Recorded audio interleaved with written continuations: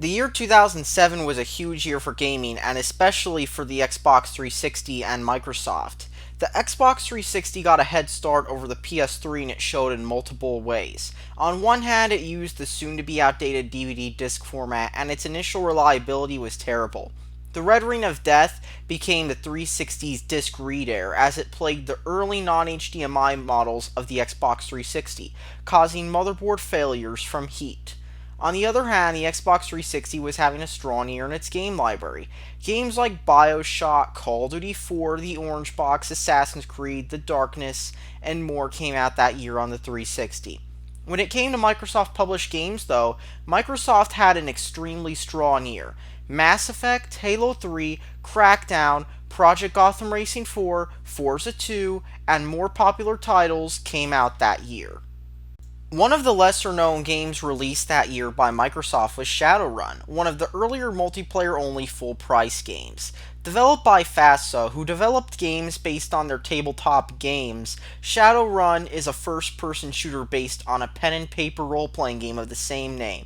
Just like how the MechWarrior games were based on Battletech, and just like how Crimson Skies was based on a board game, Shadowrun was based on the popular tabletop game of the same name. Instead of being based on every single aspect of the phone book size source materials, FASA took the basic tech and magic concepts and created a first person shooter similar to Counter-Strike but with magic and tech.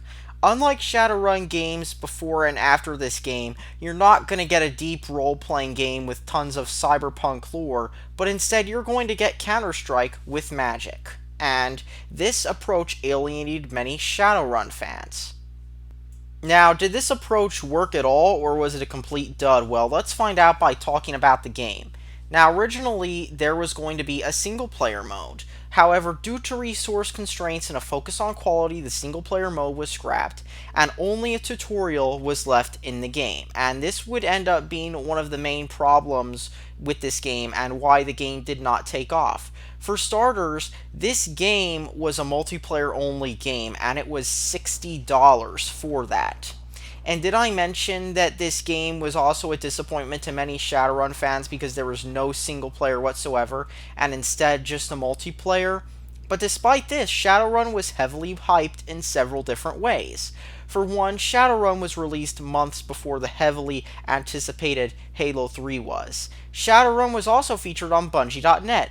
It got a Machinima series made by Rooster Teeth, and it was featured at an MLG event. However, Shadowrun's most notable feature is that it was one of the few games to feature cross-platform play with the Xbox 360. To take advantage of this, Shadowrun introduced a new multiplayer framework called Games for Windows Live, which was essentially Xbox Live on the PC. This would later become the bane of many PC gamers due to its usability problems, activation issues, and the fact that originally you had to pay for Xbox Live Gold to use several features of its multiplayer. It also required you to use the much hated Windows Vista or newer to play it. Initially, it allowed you to voice chat and play online with Xbox 360 gamers. However, in November of 2010, an update for Games for Windows Live broke voice chat by switching all games over to the new 360 voice codec, meaning that voice chat only works between players on the same platform. If you're a PC gamer, you can only hear PC players. If you're on the Xbox, you can only hear Xbox players. And since most of the people playing Shadowrun are on the Xbox, you won't be able to hear many players at all. Then again, it's arguable how useful the voice chat is in Shadowrun, considering how oftentimes when I go on Shadowrun, there just isn't too much going on in the voice chat, especially because, like many 360 games, everybody's either in a party or they have a Kinect mic. Now, Shadowrun's gameplay is heavily influenced by the Counter-Strike series, but with a twist. You see, Shadowrun features magic and tech, which can be assigned to 3 different slots. On the Xbox, there are both bumpers and the left trigger. On the PC, they are the 2 little buttons below the left mouse button and the middle mouse button, or 2 and 3 if you don't have those mouse buttons. Some of these are items you use with each button, while others are abilities, either activated with the push of a button, or abilities that are passive and that function similar to perks from Call of Duty. Gameplay is more like a capture the flag style game, however. Instead of trying to blow up an objective or rescue hostages, you capture an artifact and bring it back to your base. You only get one life, just like in Counter-Strike, but unlike that game, there's an ability that allows other players to revive you. However, if your resurrector dies, you will bleed out unless someone else revives you. This means that if you target the person who's resurrecting their allies, anyone he has resurrected will bleed out too. This also means that just like Counter-Strike, you'll either be looking for enemies, attacking enemies, or waiting and waiting since you got killed. And since matches can last a long time due to reviving, it's not uncommon for the game timer to run out and then sudden deaths to happen. And chances are you'll get frustrated the more you end up waiting, wishing you could be playing the game instead. If your body is destroyed, you can no longer be revived, and this can happen either if you die again, or if another player destroys your body. Doing the latter is likely to make some do-guzzling nerd in mom's basement who's played only Shadowrun for years and years angry. And doing this is an easy way to ensure they'll team kill you and then try to vote kick you out of pure rage. So if you're getting bored of waiting to respawn in Shadowrun, get out that Elgato and hit the record button after you destroy your enemies' bodies. This does seem to happen less, however, after the Xbox One update that added the game to the backwards compatibility list brought in new players.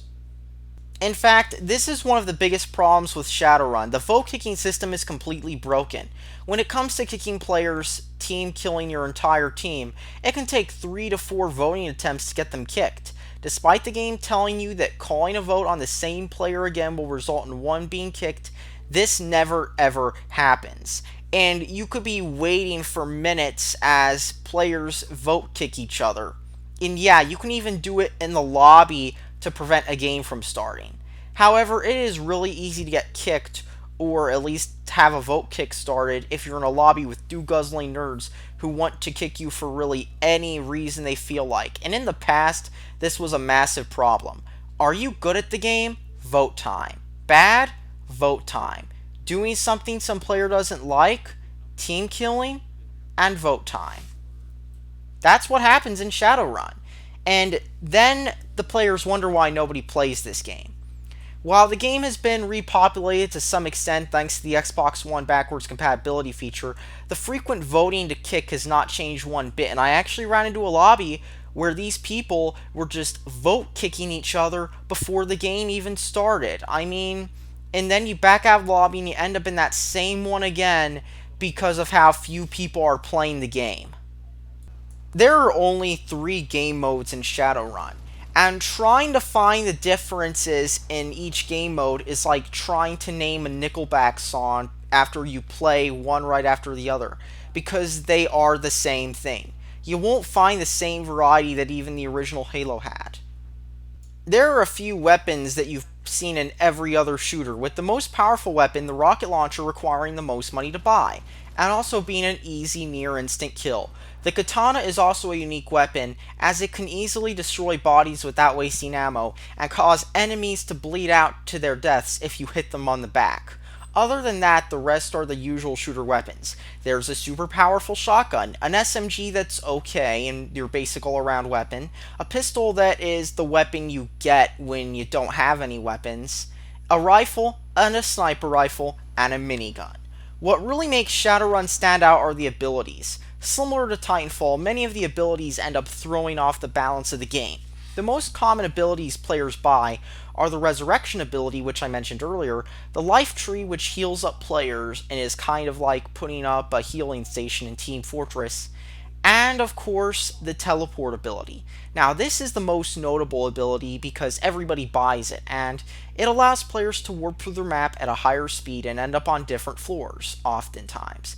There are also some other abilities that allow you to play the game your own way, such as the Glider, Deity Summoning, Animatic Generators, and more. You also get to see through walls with a special ability. You can get an ability that's a free aimbot, which you can use with an SMG or minigun to unload lots of ammo and players that you run into, and a performance boost ability. Shadowrun features 4 kinds of character classes, and you pick the class whenever you either connect to a server or the server picks a new map, and you can choose from 4 different classes: Human, Elf, Dwarf, and Troll. Yeah, that's an actual class, Troll. and you can pick from one of those 4 classes whenever you connect. Keep in mind you cannot change these classes once the game has started and you've already loaded the map. You can't do that. You can only do it before you've loaded the map. I don't know why. It might be some technical limitation of the engine or something. I don't know, but it's kind of dumb, especially when games let you change your class during the match.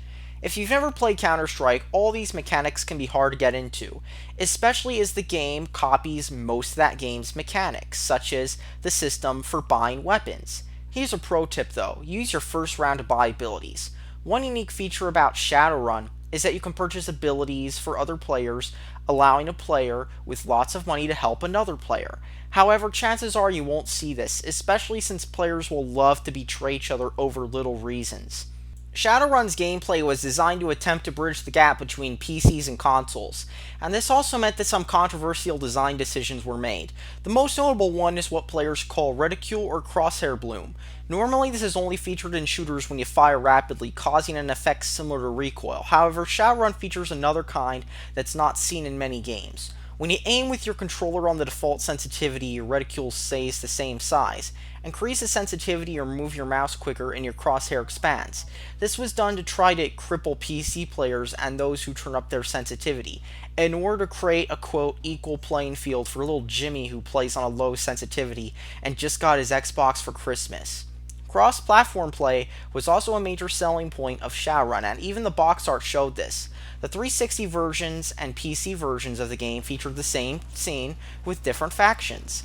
However, Shadowrun on the PC was one of 4 games for Windows Live games to support cross-platform play between consoles and PCs, and one of 5 games if you count the entire 360 library, and this feature never caught on due to various reasons, including balance issues and the fact that most PC games did not use games for Windows Live, choosing to instead either use GameSpy, Steamworks, or their publisher's own multiplayer network. And Final Fantasy XI, which was one of the 5 360 games to support cross-platform play, actually used Square Enix's Play Online instead of games for Windows Live, and it used Play Online on the Xbox as well. Shadowrun runs at a locked 30 frames per second on the console. On the PC, however, you can turn off VSync, unlocking the frame rate. The graphics are nothing special, looking like an average 360 game from the time period, and graphics have a clay look to them similar to some early and lower budget Unreal Engine 3 titles. However, the game's art direction is kind of iffy at points, especially with the player models. Shadowrun's netcode is poor, and chances are you'll see connection errors, abrupt disconnections, and lots of lag in a typical match. Playing the game on an Ethernet connection is a must due to the netcode, as lag will really affect your performance, especially if you have spotty Wi-Fi. There are also known pink bars, and host migration seems to be absent, so if the host lags out, you get kicked back to the main menu. Shadowrun also lacks a split screen mode, and to play with real life friends online you either need to buy more than one Xbox or install Shadowrun for the PC on multiple PCs. There were no playlists, so you get dumped into whatever lobby there was, and sometimes the game will add in bots, usually with one-word names, and they play the game pretty poorly. And you can spot these players because 1, they play the game poorly, and 2, if you hit A to look at their gamer tag, nothing will show up. Due to the cross-platform play, the PC version has some weird quirks. For example, the game features a dedicated server browser, and literally nobody plays on them nor hosts them due to the fact that Xbox players can only join them via an invite since they lack a server browser. The game only features voice chat, and after the Games for Windows Live update forced gamers onto the new voice codec, nobody has been able to voice chat with 360 gamers. Only gamers on the same platform can hear each other, and text chat is absent from the game, and so your only form of callouts on the PC is by pressing keys mapped to the D-pad commands. Now for the real question, is Shadowrun any good? Well, on one hand, there's little else like it. It's a shooter that revolves around magic and unique special abilities, and this gave the game a small cult following of nerds who treated it like it was serious business. On the other hand, well, the netcode's trash and the game has little content-wise. When the game came out originally, it was a $60 full-price multiplayer-only game, which was uncommon back in 2007. Reviewers weren't easy on the game due to that, and the studio manager of FASA tried to defend it by saying that the game has more play value than a $60 10-hour single-player shooter. All in all, Shadowrun is one of those weird games you find for $2 at GameStop or on the PC, you know where.